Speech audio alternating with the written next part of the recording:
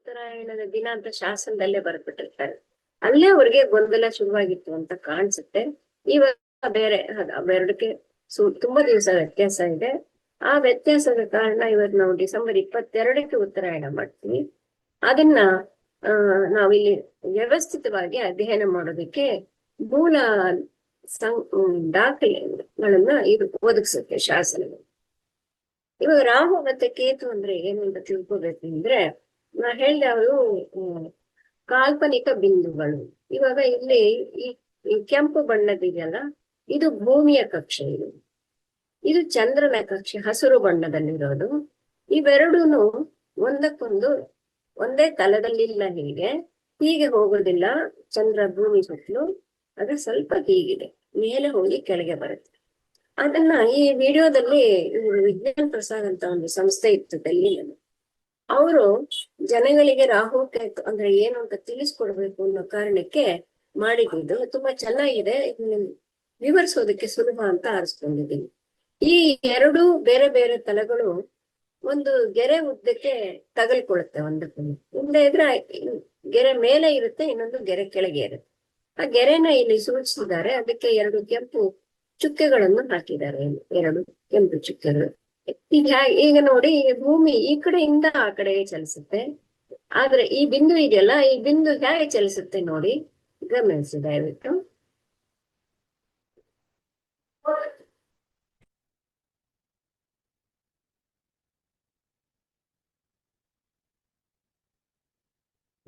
ಇಲ್ಲಿ ಅದು ಭೂಮಿ ಈ ಕಡೆಯಿಂದ ಈ ಕಡೆ ಹೋಗ್ತಿತ್ತು, ಇದು ಈ ಕಡೆಯಿಂದ ಈ ಕಡೆಗೆ ಬಂತು. ಇದು ರಾಹು, ಇದು ಕೇತು, ಅಥವಾ ಅದು ರಾಹು ಇದು ಕೇತು ಅಂತಾನು ಅನ್ಕೊಳ್ಬಹುದು.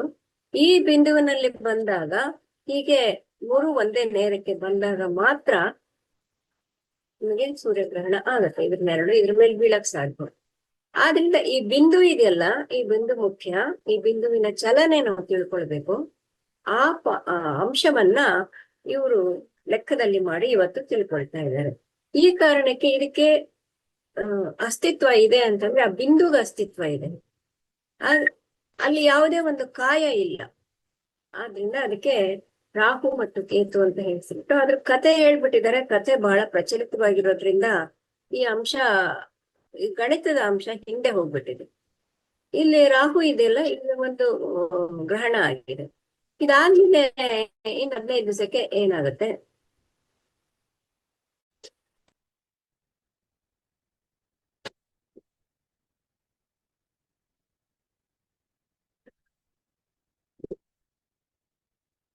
ಇನ್ನು 15 ದಿವಸಕ್ಕೆ ಹುಣ್ಣಿಮೆ ಆದಾಗ ಚಂದ್ರಗ್ರಹಣ ಆಗುತ್ತೆ. ಈ ಕಾರಣಕ್ಕೆ ರಾಹುಗ್ರಸ್ತ ಸೂರ್ಯಗ್ರಹಣ ಆದ್ರೆ ಕೇತುಗ್ರಸ್ತ ಚಂದ್ರಗ್ರಹಣ 15 ದಿವಸ ಒಳಗ ಆಗುತ್ತೆ. ಅಥವಾ ಕೇತುಗ್ರಸ್ತ ಸೂರ್ಯಗ್ರಹಣ ಆದ್ರೆ ರಾಹುಗ್ರಸ್ತ ಚಂದ್ರಗ್ರಹಣ 15 ದಿವಸದೊಳಗೆ ಆಗೇ ಆಗುತ್ತೆ. ಇದು ನಮಗೆ ಕಾಣದೇ ಇರ್ಬೋದು, ಬೇರೆ ಭಾಗದವ್ರಿಗೆ, ಅಮೆರಿಕಾದವ್ರಿಗೆ ಕಾಣ್ಬೋದು.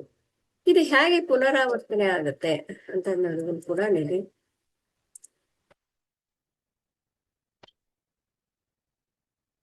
6 ತಿಂಗಳಾದ್ಮೇಲೆ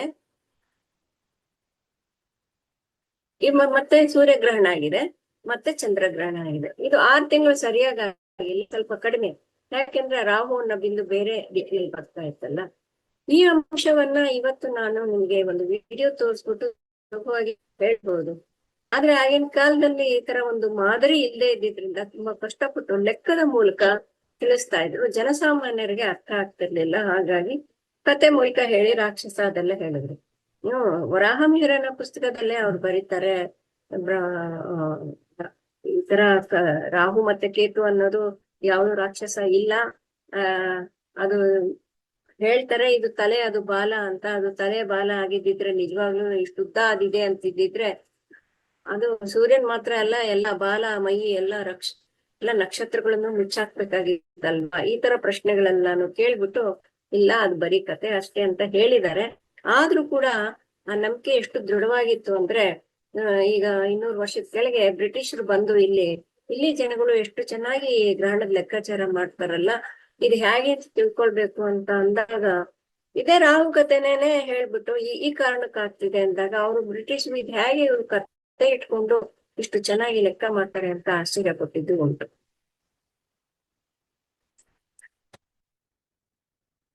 ಅನ್ನೋದು ಇಲ್ಲಿ ನಮ್ಗೆ ಬೇಕಾಗುತ್ತೆ. ಯಾವುದೋ ಒಂದು ಸಂದರ್ಭದಲ್ಲಿ ಆ ಇದು ವಿಷುವವೃತ್ತ ಆದ್ರೆ ಈ ಕಡೆ ಸೂರ್ಯ ಇರುತ್ತೆ, ಈ ಕಡೆ ಚಂದ್ರ ಇರುತ್ತೆ. ಇವೆರಡು ಒಂದು ಸಮಾಂತರವಾಗಿ ಇದ್ದಾಗ ವ್ಯತಿಪಾತ ಆಗುತ್ತೆ. ಅದನ್ನ ಪ್ಯಾರಲಲ್ ಆಸ್ಪೆಕ್ಟ್ಸ್ ಅಂತ ಕರೀತಾರೆ. ಅದನ್ನ ನಾವು ಆಕಾಶದಲ್ಲಿ ಅಳತೆ ಮಾಡಿ ತಿಳ್ಕೊಳ್ಬಹುದು. ಅದನ್ನ ತಿಳ್ಕೊಂಡ್ಮೇಲೆ ರಾಹು ಎಲ್ಲಿದೆ, ಕೇತು ಎಲ್ಲಿದೆ ಅಂತ ನಾವು ಎಕ್ಸ್ಟ್ರಾಪುಲೇಟ್ ಮಾಡಿ ಲೆಕ್ಕ ಹಾಕ್ಬೋದು. ಆದ್ರಿಂದ ರಾಹು ಕೇತು ಕಂಡಿರೋದಕ್ಕೆ ಇದನ್ನ ಮಾಡ್ತಾರೆ. ಇದು ಕೇತು, ಇದು ರಾಹು. ಇಲ್ಲಿರೋದು ಬಿಳಿ ವೃತ್ತ ಇದೆಯಲ್ಲ, ಇದು ಸೂರ್ಯನ ಚಲನೆ. ಈ ಕಪ್ಪು ವೃತ್ತ ಇದೆಯಲ್ಲ, ಇದು ಚಂದ್ರನ ಚಲನೆ. ಇವೆರಡು ಇಲ್ಲಿ ಒಂದ್ಸಲಿ ಸನ್ಸುತ್ತೆ, ಇಲ್ಲಿ ಒಂದ್ಸಲಿ ಸನ್ಸುತ್ತೆ. ರಾಹು ಅಂದ್ರೆ ದಕ್ಷಿಣದಿಂದ ಉತ್ತರಕ್ಕೆ ಬರುತ್ತೆ, ಕೇತು ಅಂದ್ರೆ ಉತ್ತರದಿಂದ ದಕ್ಷಿಣಕ್ಕೆ ಹೋಗುತ್ತೆ.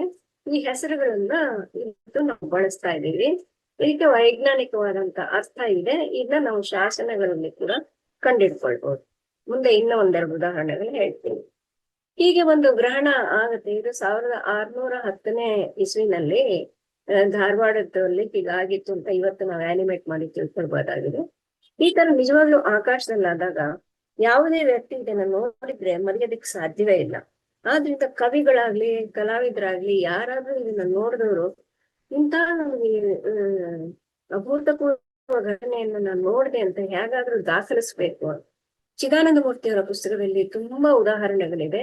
ಕಾವ್ಯಗಳಲ್ಲಿ, ಕವನಗಳಲ್ಲಿ ತುಂಬಾ ಚೆನ್ನಾಗಿ ಉದಾಹರಣೆಗಳನ್ನ ಕೊಟ್ಟು ಚಂದ್ರಗ್ರಹಣ ಆದಾಗ ಯಾವ ಮಹಾರಾಜ ಅದನ್ನ ನೋಡ್ತಾ ಕುತ್ಕೊಂಡಿದ್ದ, ಅವನಿಗೆ ವೈರಾಗ್ಯ ಬಂತು ಅಂತಾನು, ಅಥವಾ ಯಾವುದೋ ಒಂದು ಸುಂದರಿಯ ವರ್ಣನೆ ಮಾಡುವಾಗ ಸುಂದರಿಯ ಸುಂದರವಾದ ಮುಖವನ್ನ ಕಪ್ಪು ದುಂಬಿಗಳು ಹೂವು ಹೇಗೆ ಆಕ್ರಮಿಸುತ್ತೋ ಹಾಗೆ ರಾಹು ಆಕ್ರಮಿಸ್ಕೊಂಡ್ಬಿಟ್ಟ.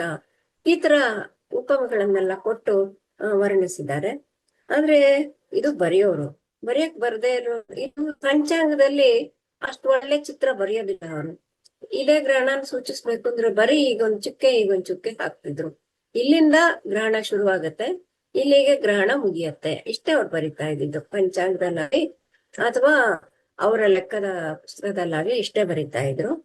ಇವಾಗ ನಿಮಗೆ ಅಂತ ಒಂದು ಅವಕಾಶ ಸಿಕ್ಕಿದ್ರೆ ನಿಮ್ಮ ಕೈ ಮೊಬೈಲ್ ಇದೆ, ನೀವು ಚಿತ್ರ ತೆಗಿಬಹುದು. ಈ ತರ ಒಂದು ವಿಶೇಷವಾದ ಚಿತ್ರ ತೆಗಿಬಹುದು. ಇದು ರಂಗೋಲಿ ಹಾಕೋದಕ್ಕೆ ಮಾಡಿರುವಂತ ಒಂದು ತೂತಿನ ಜರಡಿ. ಇದನ್ನ ಹಿಡಿದ್ರೆ ಸಾಕು, ನಿಮ್ಗೆ ಗ್ರಹಣ ನಡೀತಾ ಇದೆ ಅಂತ ಅನ್ನೋದು ಗೊತ್ತಾಗುತ್ತೆ. ಮರದ ಕೆಳಗೆ ಹೋಗಿ ನಿಂತ್ಕೊಂಡ್ರೆ ಸಾಕು, ಕಾಣಿಸುತ್ತೆ. ಇಂಥದ್ದು ಇವತ್ತಿನ ಸಂದರ್ಭಕ್ಕೆ, ಆವತ್ತಿನ ಸಂದರ್ಭಕ್ಕೆ ಏನ್ ಮಾಡಿದ್ರು ಅಂದ್ರೆ, ಶಿಲ್ಪಿಗಳು ತಮ್ಗೆ ಕಂಡದ್ದನ್ನ ಈ ತರ ದಾಖಲಿಸಿದ್ರು. ಕವಿಗಳು ಬರೆದ್ರು, ನಾಟಕಕಾರರು ಸೇರ್ಸಿರ್ಬೋದು. ಇಲ್ಲಿ ಶಿಲ್ಪಕಲೆ ಮಾಡಿದವರು, ಇದು ಕೆಳದಿ ಮತ್ತೆ ಕವಲೆದುರ್ಗದಲ್ಲಿದೆ. ಚಂದ್ರನ ಕೈ ಮೇಲೆ ವೃತ್ತ ಇದೆ ಅಂತ ಕರಿತೇವೆ. ಅದನ್ನ ಸೂಚಿಸೋದಿಕ್ಕೆ ಅಲ್ಲಿ ಚಿತ್ರ ಬರೆದಿದ್ದಾರೆ ಕೆಳಗಿಯಲ್ಲಿ. ಮತ್ತೆ ಈ ಕವಲೆದುರ್ಗದಲ್ಲೂ ಇದೆ, ಅದು ಇದ್ರಲ್ಲಿ ಅಷ್ಟು ಸ್ಪಷ್ಟವಾಗಿ ಗೊತ್ತಾಗೋದಿಲ್ಲ. ಇದು ಚಂದ್ರಗ್ರಹಣ, ಇದು ಚಂದ್ರಗ್ರಹಣ. ಇದು ಸೂರ್ಯಗ್ರಹಣ. ಇಲ್ಲಿ ಹೀಗಿದೆ, ನೀವು ಬೆಟ್ಟ ಹತ್ತಿ ಹೋಗಿ ನೋಡಿದ್ರೆ ನಿಮ್ಗೆ ಅದು ಕಾಣಿಸುತ್ತೆ. ಇದು ವ್ಯತಿಪಾತ ಪ್ಯಾರಲಲ್ ಆಸ್ಪೆಕ್ಟ್ಸ್ ಅಂತ ಹೇಳ್ತಾ ಇದ್ದೆ, ಅದಕ್ಕೋಸ್ಕರ. ಇದು ನೋಡಿ, ಇದು ಸೂರ್ಯ ಇಲ್ಲಿ ಹುಟ್ಟಿ ಇಲ್ಲಿ ಮುಳುಗತ್ತೆ ಅಂತ ಅನ್ಕೊಳ್ಳೋಣ. ಚಂದ್ರ ಇಲ್ಲಿ ಹುಟ್ಟಿ ಇಲ್ಲಿ ಮುಳುಗಿದ್ರೆ ಅವೆರಡರ ಇದು ವಿಷುವವೃತ್ತದಿಂದ ಸಮಾಂತರವಾಗಿ ಇರುತ್ತೆ. ಈ ಘಟನೆಗೆ ನಾವು ವ್ಯತಿಪಾತ ಅಂತ ಹೇಳ್ತೀವಿ. ಆವಾಗ ಹುಣ್ಣಿಮೆ ಆದ್ರೆ ಗ್ರಹಣ ಆಗತ್ತೆ, ಇಲ್ಲದೆ ಇದ್ರೆ ವ್ಯತಿಪಾತ ಮಾತ್ರ ಆಗುತ್ತೆ. ಅಕಸ್ಮಾತ್ ಹುಣ್ಣಿಮೆ ಅಂತ ಅನ್ನೋದು ಒಂದು ದಿನ ಅಲ್ಲ, ಒಂದು ಕ್ಷಣ. ಆ ಕ್ಷಣ ನಮಗೆ ಭಾರತಕ್ಕೆ ಕಾಣ್ಲಿಲ್ಲ ಅಂದ್ರೆ, ಆದ್ರೆ ವ್ಯತಿಪಾತ ಆಯ್ತು ಅಂತಂದ್ರೆ ಅದು ನಮಗೆ ಗ್ರಹಣ ಕಾಣೋದಿಲ್ಲ, ಬೇರೆ ಭೂಭಾಗದವರಿಗೆ ಕಾಣಿಸಿರೋದು. ಇಲ್ಲಿದೆ ನೋಡಿ, ಇದು ವ್ಯತಿಪಾತಗಳನ್ನ ದಾಖಲಿಸಿರೋದು 1225ನೇ ಇಸ್ವಿದು. ಈ ತರ ಇದು ವ್ಯತಿಪಾತ. ಇನ್ನು ನೋಡಿ, 0ಯಿಂದ ಇದು ವಿಷುವವೃತ್ತ. ಇದರಿಂದ ಚಂದ್ರ ಎಷ್ಟು ಉತ್ತರಕ್ಕಿತ್ತೋ ಸೂರ್ಯ ಅಷ್ಟೇ ದಕ್ಷಿಣಕ್ಕಿತ್ತು.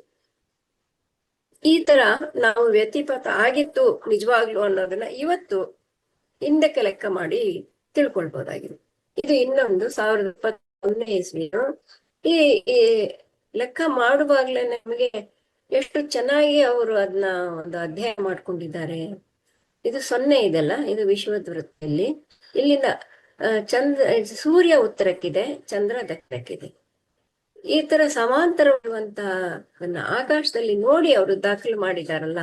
ಇಲ್ಲೂ ಅಷ್ಟೇ, ಇಲ್ಲೂ ಇದು ಚಂದ್ರ ಇಲ್ಲಿದೆ, ಸೂರ್ಯ ಇಲ್ಲಿದೆ. ಈ ಈ ಕ್ಷಣ ನಮಗೆ ಅನುಕೂಲಕರವಾಗಿದ್ದು ಅವತ್ತು ಹುಣ್ಣಿಮೆ ಆದ್ರೆ ನಮ್ಗೆ ಖಂಡಿತ ಅವತ್ತು ಗ್ರಹಣ ಕಾಣಿಸಿರುತ್ತೆ. ಆದ್ರೆ ವಾಸ್ತವದಲ್ಲಿ ಗ್ರಹಣಗಳಾಗಿದ್ದು ಈ ಸಂದರ್ಭದಲ್ಲಿ ಭಾರತಕ್ಕೆ ಕಾಣಿಸಿರ್ಲಿಲ್ಲ. ನಮ್ಗೆ 1-2 ಗಂಟೆಗಳು ತಡವಾಗಿ ಆಗಿರ್ಬೇಕು.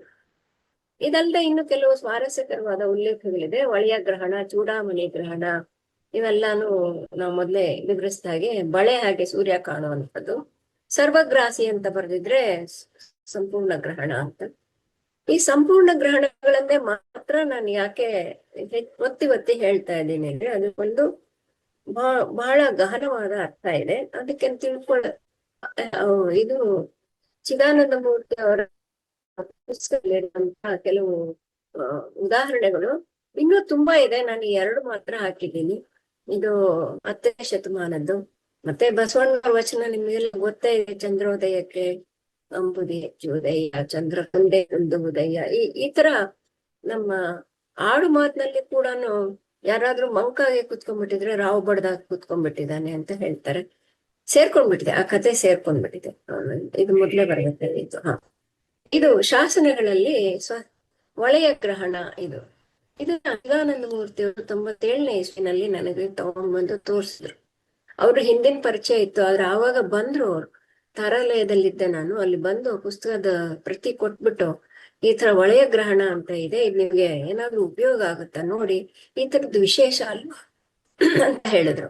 ಆಮೇಲೆ ಇನ್ನೊಂದು ಸಿಕ್ತು, ಸರ್ವಗ್ರಾಸಿ ಸೂರ್ಯಗ್ರಹಣ ಅಂತ. ಆಮೇಲೆ ನಾನು ಅವ್ರನ್ನ ಕೇಳಿ ಈ ತರದ್ದು ಎಲ್ಲಿ ಸಿಕ್ಕತ್ತೆ ಅಂದಾಗ, ಎಲ್ಲಾರು ಬರ್ದಿರೋದಿಲ್ಲ, ಹೀಗೆ ಹುಡುಕ್ಬೇಕು ಅಂತ ಹೇಳಿದ್ರು. ಆವಾಗ ಶುರುವಾಯ್ತು ನಮ್ಮ ಹುಡುಕಾಟ ಅಂತ ಹೇಳಿದ್ರು. ನಾನು ವಿಜ್ಞಾನದ ವಿಷಯ ಹೇಳ್ತಿದ್ದೆ, ಅದು ಎಡ್ಮಂಡ್ ಹ್ಯಾಲಿ ವಿಷಯಕ್ಕೆ ಹೋಗ್ಬೇಕಾಗತ್ತೆ ನಾವು. ಈ ಚಂದ್ರನ ವೇಗೋತ್ಕರ್ಷ ನಾವು ಲೆಕ್ಕ ಮಾಡ್ಬೇಕು. ಅದು ಹೇಗ್ ನಡೀತಾ ಇದೆ, ಒಂದೇ ತರ ಸಮಾಂತರವಾಗಿ ನಡ್ಕೊಂಡ್ ಬರ್ತಾ ಇದೆಯಾ ಅಥವಾ ಮಧ್ಯೆ ಮಧ್ಯೆ ಅದ್ರಲ್ಲಿ ವ್ಯತ್ಯಾಸ ಆಗ್ತಾ ಇದೆ ಅಂತ ತಿಳ್ಕೊಬೇಕಾದ್ರೆ ನಮ್ಗೆ ಇನ್ನೇನಾದ್ರೂ ದಾಖಲೆ ಬೇಕಾಗತ್ತೆ ಅಂತ ಹೇಳಿ ಆತ 1-2 ಉದಾಹರಣೆಗಳನ್ನ ಕೊಟ್ಬಿಟ್ಟು, ಯಾವತ್ತಾದ್ರೂ ಒಂದ್ ದಿವಸ ನಿಮ್ಗೆ ಕಂಡುಹಿಡಿಯೋದು ಸಾಧ್ಯ ಆಗ್ಬಹುದು ಅಂತ 2 ಪ್ರಪೋಸಲ್ ಮಾತ್ರ ಅವರ ಪುಸ್ತಕದಲ್ಲಿ. ಏನಂದ್ರೆ, ಇವಾಗ ಭೂಮಿ ಒಂದು ಬುಗುರಿ ಹಾಗೆ ತಿರುಗ್ತಾ ಇದೆ. ಇವತ್ತು 24 ಗಂಟೆಗೆ ಒಂದ್ಸಲಿ ತಿರುಗುತ್ತಲ್ಲ, ಈ 2000 ವರ್ಷಕ್ಕೆ ಮುಂಚೆನೂ 24 ಗಂಟೆ ಸಲಿನೇ ತಿರುಗ್ತಾ ಇತ್ತು ಅಂತ ಇಟ್ಕೊಂಡ್ರೆ, ಆಗ ನಾವು ಲೆಕ್ಕ ಮಾಡ್ಕೊಂಡು ಹೋಗ್ಬೋದು, ಏನೋ ತೊಂದ್ರೆ ಇಲ್ಲ. ಅಕಸ್ಮಾತ್ ಏನಾದ್ರು ವ್ಯತ್ಯಾಸ ಆಗ್ಬೋದಾ? ಹಾಗಿದ್ರೆ ಅದಕ್ಕೆ ಕಾರಣ ಏನು? ಹೀಗಿದ್ರೆ ಆಗ್ತಾನೆ ಗುರುತ್ವಾಕರ್ಷಣ ಶಕ್ತಿ ಅಂದ್ರೆ ಅದೆಲ್ಲ ಕಂಡಿಡ್ಕೊಂಡಾಗ ಇದು ಭರತ ಇಳಿತಗಳು ಸತತವಾಗಿ ನಡೀತಾನೆ ಇದೆ. ಚಂದ್ರನ ಹಿಂದೆನೇ ಸಮುದ್ರ ಏರ್ತಾನೆ ಹೋಗ್ತಾ ಇರುತ್ತೆ. ಆದ್ರಿಂದ ಈ ಭೂಮಿ ನೆಲಕ್ಕೂ ಮತ್ತು ಸಮುದ್ರಕ್ಕೂ ಒಂದು ಘರ್ಷಣೆ ನಡೀತಾನೆ ಇರುತ್ತೆ. ಈ ಘರ್ಷಣೆ ಪರಿಣಾಮ ಏನಾಗ್ಬೋದು ಅಂತ ಆತ ಲೆಕ್ಕ ಹಾಕಿದ್ದು. ಇದರ ಪರಿಣಾಮವಾಗಿ ಚಂದ್ರನ ಭೂಮಿಯ ತಿರುಗುವಿಕೆ ಏನಿದೆ ಅದು ಸ್ವಲ್ಪ ನಿಧಾನ ಆಗ್ತಿದೆ. ಅಂದ್ರೆ ಈಗ 1000 ವರ್ಷಕ್ಕೆ ಮುಂಚೆ ಭೂಮಿ ಸ್ವಲ್ಪ ನಿಧಾನವಾಗಿ ತಿರುಗ್ತಿತ್ತು. ಇವತ್ತು ನಾವು 24 ಗಂಟೆ ಅಂತ ಕರೆಯೋದು 24 ಗಂಟೆ ಆಗಿರ್ಲಿಲ್ಲ. ಅದೇ ರೀತಿ ಚಂದ್ರ ಇವಾಗ ಯಾವುದೋ ಒಂದು ದೂರದಲ್ಲಿದೆ, ಎಕ್ಸ್ ಅಂತ ಇಟ್ಕೊಳ್ಳಿ. ಈಗ ಇನ್ನೊಂದು ಮಿಲಿಯನ್ ವರ್ಷ ಆದ್ಮೇಲೆ ಅದಿನ್ನ ಹಿಂದಕ್ಕೆ ಹೋಗ್ತಿರ್ಬಹುದು. ಇದನ್ನೆಲ್ಲ ಅಳತೆ ಮಾಡೋದಕ್ಕೆ ಹ್ಯಾಲಿ ಕಾಲದಲ್ಲಿ ಏನು ಸಾಧನ ಇರ್ಲಿಲ್ಲ. ಆದ್ರೆ ಇನ್ನು ನೀವು ಪರೋಕ್ಷವಾಗಿ ಕಂಡುಹಿಡಿಬಹುದು ಅಂತ ಆತ ಬರೀ ಸೂಚನೆ ಕೊಟ್ಬಿಟ್ಟು ಹೋದ್ಮೇಲೆ ಅದನ್ನ ಬಳಸ್ಕೊಂಡು ಬೇರೆ ಬೇರೆ ತರ ಲೆಕ್ಕಗಳು ಮಾಡಿ ಹೌದು ಹೀಗ್ ನಡೀತಿರೋದು ಇರ್ಬೋದು ಅಂತ ಬಂದಿದ್ರು. ಆದ್ರೆ ಅದಕ್ಕೆ ಬಹಳ ಕರಾರುವಾಕ್ಕಾದ ಪುರಾವೆ ಸಿಕ್ಕಿದ್ದು ಗ್ರಹಣದಿಂದ. ಈಗ ಬ್ಯಾಬಿಲೋನಿಯಾದಲ್ಲಿ ಕ್ರಿಸ್ತಪೂರ್ವ ಇವಾಗ ಸಾಮಾನ್ಯ ಶತಪೂರ್ವ ಅಂತ ಕರೀತಾರೆ. ಅಂದ್ರೆ 2000 ವರ್ಷಗಳ ಹಿಂದೆ. ಇದು ಬ್ಯಾಬಿಲೋನಿಯಾ ಇಲ್ಲಿದೆ ನೋಡಿ.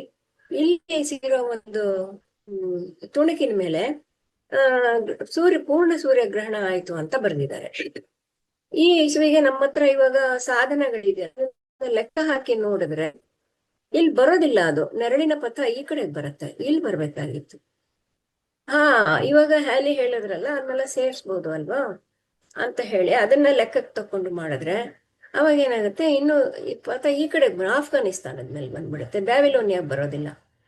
ಆದ್ರಿಂದ ಇದು ಒಂದು ತಿದ್ದುಪಡಿ ಅಲ್ಲದೆ ಇನ್ನೂ ಒಂದು ತಿದ್ದುಪಡಿ ಮಾಡಬೇಕು. ಅದೇ ಆತ ಸಜೆಸ್ಟ್ ಮಾಡಿದ್ದು. ಭೂಮಿ ತನ್ನ ಅಕ್ಷದ ಮೇಲೆ ತಾನು ತಿರುಗ್ತಾ ಇದೆಯಲ್ಲ, ಅದು ನಿಧಾನವಾಗಿತ್ತು, ಎಷ್ಟು ನಿಧಾನ ಆಗಿದ್ದಿರ್ಬಹುದು ಅಂತ ಲೆಕ್ಕ ಹಾಕಿ ಅದನ್ನ ಅಳವಡಿಸಿದ್ರೆ ಆಗ 3 ಗಂಟೆ 14 ನಿಮಿಷ 23 ಸೆಕೆಂಡ್ಗಳಷ್ಟು ನಿಧಾನಕ್ಕಾಗಿತ್ತು. ಈ ತರ ಒಂದು ಬಹಳ ಮುಖ್ಯವಾದಂತ ಅಂಶ ನಮಗೆ ಗ್ರಹಣದಿಂದ ತಿಳ್ಕೊಳ್ಳೋದಕ್ಕೆ ಸಾಧ್ಯವಾಗುತ್ತೆ. ಈ ಈ ಈ ತರ ಮಹತ್ವ ಪಡ್ಕೊಂಡ್ಮೇಲೆ ಇವಾಗ ನಮ್ಮಲ್ಲಿ ನಮ್ಮ ಖಗೋಳಜ್ಞರು ಪುಸ್ತಕದಲ್ಲಿ ಬರೆದಿರ್ತಾ ಇರಲಿಲ್ಲ ಗ್ರಹಣದ ಸಮಯ ಎಷ್ಟು ಏನು. ಆದ್ರೆ ಚೀನಾದಲ್ಲಿ ಬರೆದಿರ್ತಾ ಇದ್ರು, ಅರಬ್ಬರು ಬರೆದಿರ್ತಾ ಇದ್ರು, ಯುರೋಪ್ನಲ್ಲಿ ಬರಿತಾ ಇದ್ರು. ಆ ದಾಖಲೆಗಳನ್ನೆಲ್ಲ ಸೇರಿಸ್ಕೊಂಡು ಒಬ್ರು ಸ್ಟೆಫೆನ್ಸನ್ ಅಂತ ಅಧ್ಯಯನ ಮಾಡಿದ್ರು. ಇದದೇನೆ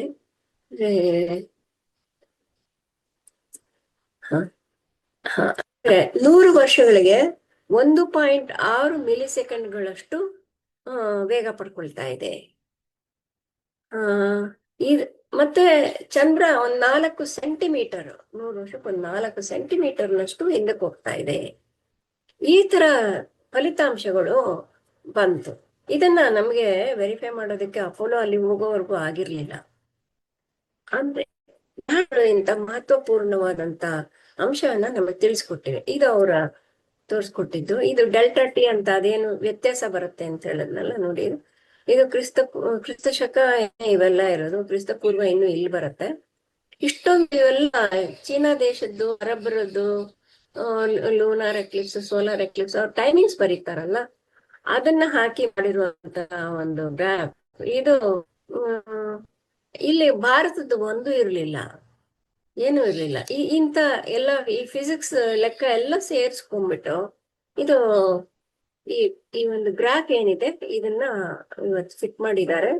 ಇದನ್ನ ಇವತ್ತು ಎಲ್ಲ ಆಲ್ಮನಾಕ್ಗಳಲ್ಲಿ ಕೂಡ ಉಪಯೋಗಿಸ್ತಾ ಇರೋದು. ಈ ಬೇರೆ ಬೇರೆ ಮಾದರಿಗಳನ್ನ ಉಪಯೋಗಿಸಿ ಮಾಡಿರೋದು, ಒಂದು ಚೆನ್ನಾಗಿ ಮ್ಯಾಚ್ ಆಗತ್ತೆ ಅಂತ ಹೇಳ್ಬಿಟ್ಟು ಇದನ್ನ ಒಪ್ಕೊಂಡಿದ್ದಾರೆ.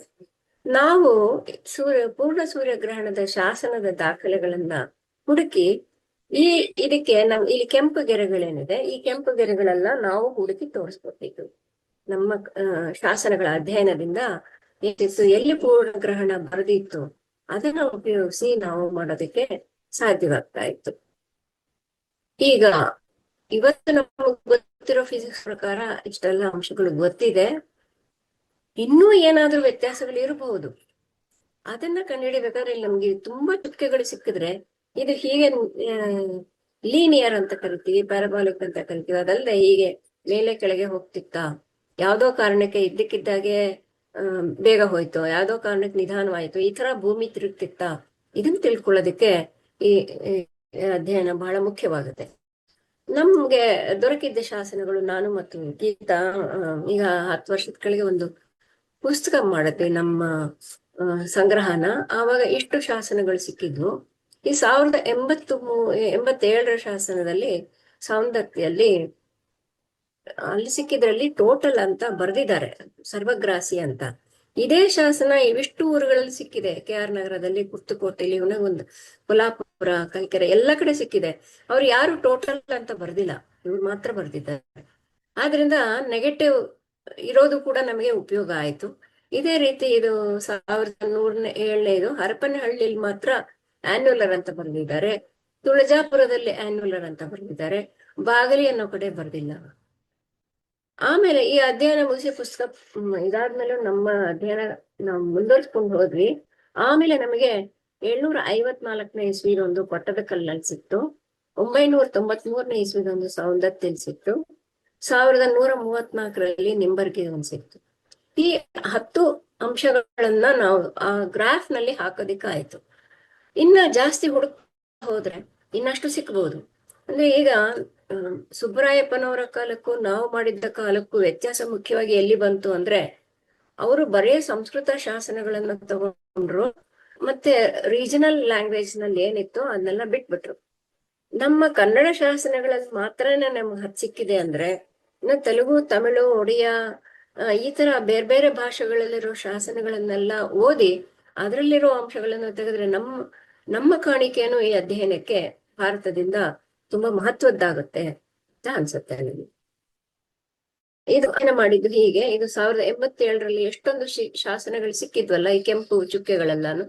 ಇದು ಮಾತ್ರ ನೆರಳು, ಚಂದ್ರನ ನೆರಳು ಹೋಗಿದ್ದು ಹೀಗೆ. ಇವ್ರಿಗೆಲ್ಲ ಪಾರ್ಶ್ವಗ್ರಹಣ ಕಾಣಿಸಿದೆ, ಆದ್ರೆ ಒಂದೇ ಪೂರ್ಣ ಸೂರ್ಯಗ್ರಹಣ ಹಾಕಿದೆಯಲ್ಲ. ಈ ಒಂದನ್ನ ಇಟ್ಕೊಂಡು ನಾವು ಈ ವ್ಯತ್ಯಾಸ ಎಷ್ಟು ಇತ್ತು, 1665 ಸೆಕೆಂಡ್ಗಳು ಅಂತ ಲೆಕ್ಕ ಹಾಕೋದಕ್ಕೆ ಸಾಧ್ಯ ಆಗಿದೆ. ಇದೇ ರೀತಿ ಇನ್ನೊಂದು 1107ನೇದ್ರಲ್ಲೂ ಕೂಡ ಅಷ್ಟೇ 3 ಶಾಸನ ಸಿಕ್ಕಿದೆ. 3ರಲ್ಲಿ ಒಂದು ಮಾತ್ರ ನೆರಳಿನ ಒಳಗಿದೆ. 1072 ಸೆಕೆಂಡ್ ವ್ಯತ್ಯಾಸ 24 ಗಂಟೆ ಅಲ್ಲ ಅಂತ ನಮ್ಮನ್ನ ತೋರ್ಸೋದಕ್ಕೆ ಸಾಧ್ಯ ಆಗಿದೆ. ಇದಾದ್ಮೇಲೆ ಇದು ಪಟ್ಟದ ಕಲ್ಲು, ಈ ಕಂಬ ಇದೆ, ಇದ್ರ ಮೇಲೆ ಶಾಸನ ಇದೆ.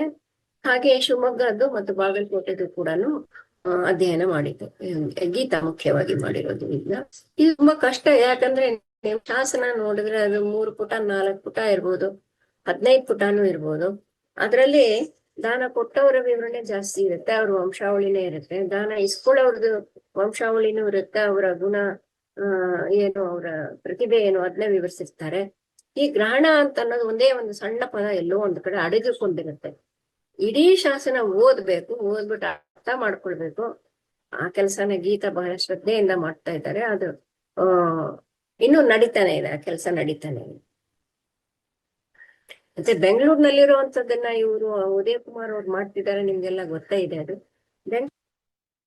ಶಾಸನ ಇದೆ, ಅದು ಪಾರ್ಶ್ವಗ್ರಹಣ ಬೆಂಗಳೂರಿನಲ್ಲಿ ಅದು ತೋರಿಸಿದ್ದಾರೆ. ಅದೇ ಗ್ರಹಣ ಕೇರಳದಲ್ಲಿ ಪೂರ್ಣ ಗ್ರಹಣ ಆಗಿತ್ತು. ಆಗ ಇದ್ದ ಖಗೋಳ ವೀಕ್ಷಕರು ಅವರು ಅದು ದಾಖಲಿಸಿದ್ದಾರೆ. ಮತ್ತೆ ಇನ್ನೊಂದು ವಿಶೇಷ ಅಂದ್ರೆ ಅಷ್ಟಗ್ರಹ ಕೂಟ ಅಂತ ನಡೀತು. ಅಷ್ಟಗ್ರಹ ಕೂಟ ಆದಾಗ ತುಲಾ ಪುರುಷ ದಾನ ಆಗ್ತಿತ್ತು. ತುಲಾ ಪುರುಷ ದಾನ ಅಂದ್ರೆ ಮಹಾರಾಜ ತಕ್ಕಡಿಗೆ ಕೂತ್ಕೊಂಡು ತನ್ನ ತೂಕಕ್ಕೆ ಸಮಾನವಾದಂತ ಚಿನ್ನನ ಎಲ್ಲಾರ್ಗು ಹಂಚ್ತಾ ಇದ್ದಿದ್ದು.